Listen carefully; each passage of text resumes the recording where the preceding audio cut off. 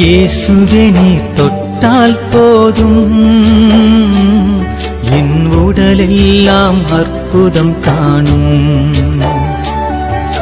இயேசுவே நீர் சொன்னால் போதும், என் மனமெல்லாம் சுகமாய் மாறும். கர்த்தருக்கு ஸ்தோத்திரம். இன்றைய நாளுக்கான பரிசுத்த வேதாகம வசனம், எங்களுக்கு நன்மை காண்பிப்பவன் யார் என்று சொல்லுகிறவர்கள் அநேகர்.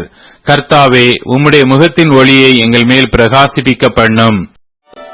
இயேசுவே நீர் தொட்டால் போதும், என் உடலெல்லாம் அற்புதம் காணும். இயேசுவே நீர் சொன்னால் போதும், என் மனமெல்லாம் சுகமாய் மாறும்.